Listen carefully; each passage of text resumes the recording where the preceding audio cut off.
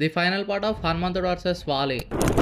బ్రహ్మదేవుడు వచ్చి హనుమంతుడితో ఇట్లా అంటాడు, నువ్వు వాలితో యుద్ధం చేయకంటే హనుమంతుడు అస్సలు ఒప్పుకోడు. హనుమంతుడు ఇట్లా అంటాడు, వాలి అవమానించింది నా శ్రీరాముని, నేను అస్సలు కాంప్రమైజ్ గాను. ఒకవేళ నేను కాంప్రమైజ్ అయితే ఈ లోకం మొత్తం నా శ్రీరాముని అసమర్థుడు అని అనుకుంటది. ఇట్లా వేసినా వాళ్ళకి గుణపాఠం చెప్పాలని హనుమంతుడు అంటాడు. అప్పుడు బ్రహ్మదేవుడు హనుమంతుడితో ఇట్లా అంటాడు, నువ్వు యుద్ధం చేయడానికి వేయ ముందు నీ బలంలో 10% బలం ఉంచుకొని మిగతా బలం అంతా రావణ్ కాల కడ పెట్టేసి వెళ్ళిపో, మళ్ళీ యుద్ధం అయిపోయినాక నీ బలం నువ్వు తెచ్చుకో అని అంటాడు. ఇంకా హనుమంతుడు బ్రహ్మదేవుడు చెప్పినాడు చేసి ఇంకా యుద్ధానికి వెళ్ళిపోతాడు. ఇంకా వాలి హనుమంతుడు ఇద్దరు పోయినాక ఆడ యుద్ధం స్టార్ట్ అవుతుంది. వాలికి ఒక వరం ఉంది కదా, అదే 100% బలంలో 50% బలం వాలికి వస్తుంది కదా, అట్లా హనుమంతుని బలం గిట వాలికి వస్తుంది. అంటే హనుమంతుని ఉన్న 10% బలంలో 5% బలం వాలికి వస్తుంది. 5% బలం వాలికి వచ్చినప్పుడు వాలి అసలు తట్టుకోలేకపోతాడు. వాలికి అసలు ఏమైతుందో అస్సలు అర్థం కాదు. అదే టైంలో బ్రహ్మదేవుడు వాలి కాడికి వచ్చి వాలితో ఇట్లా అంటాడు, నువ్వు బతికి బయటపడాలంటే హనుమంతుని నుంచి వీలైనంత దూరంగా పారిపోవని అంటాడు. ఇంకా వాలికి అసలు ఎటు అర్థం కాక ఇంకా బ్రహ్మదేవుడు చెప్పినాడు చేస్తాడు. వాలి దూరంగా పారిపోగానే ఇంకా వాలి నార్మల్ అయిపోతాడు. వాలి బతకాలనే బ్రహ్మదేవుడు హనుమంతుతో అట్లా చేపిస్తాడు. ఇంకా లాస్ట్ కి వాలి తన తప్పును తెలుసుకొని ఇంకా హనుమంతునికి క్షమాపణ చెప్తాడు. ఇక్కడతో నీ స్టోరీ అయిపోతుంది. అసలు ఈ స్టోరీ ఏం చెప్తుంది అంటే, మనలో ఉన్న బలాన్ని నలుగురు మంచి కోసం వాడాలి తప్ప నేనే గొప్ప అని గొప్పలు చెప్పుకోవద్దు. ఇంతకీ సిరీస్ ఎట్లా అనిపిస్తుంది కామెంట్ చేయండి. Follow for more.